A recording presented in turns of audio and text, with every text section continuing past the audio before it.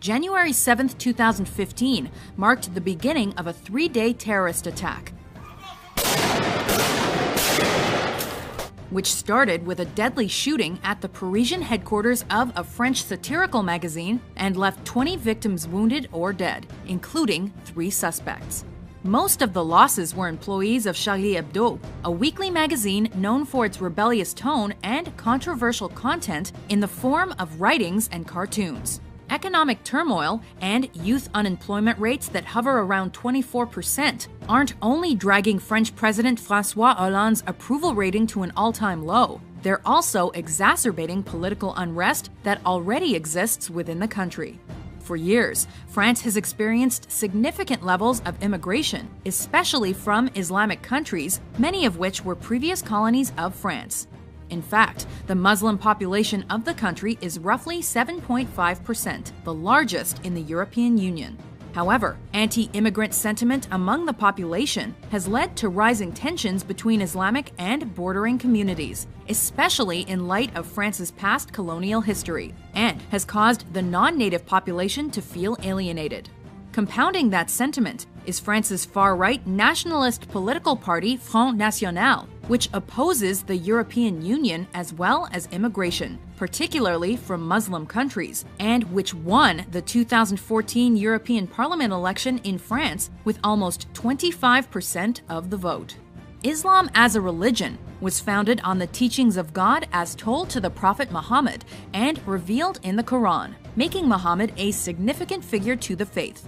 However, it's important to note that Muslims see the Prophet for what he is, a man and not a god.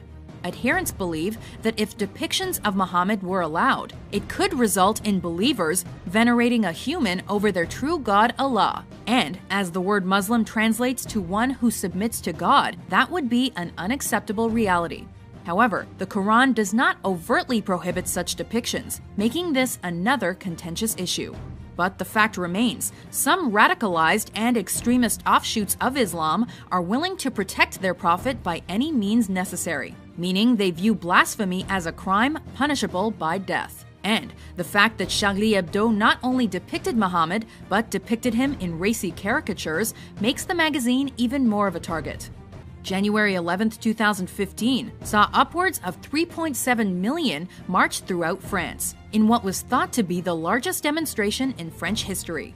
In a show of solidarity, 40 world leaders and representatives from countries across the globe attended the Unity Rally, linking arms in a show of solidarity, even though many of these leaders don't fully support free speech in their home countries. In France, the concept of freedom of the press was defined and established with the Law on the Freedom of the Press of 29 July 1881. At this point, crimes of opinion, where people were prosecuted for critiquing the government, for example, were eliminated. The scope of libelous activities was severely reduced, and in general, freedom of the press was assured. However, interestingly, an amendment to the law made in 1972 made racially slanderous comments, hate speech, and provocation of racial hatred criminalized offenses. Some critics have pointed out that it's ironic and perhaps a double standard that a magazine like Charlie Hebdo can be protected and in some cases revered, while a public figure like controversial French comedian Dieudonné Mbala can be charged with inciting terrorism with his supposed hate speech.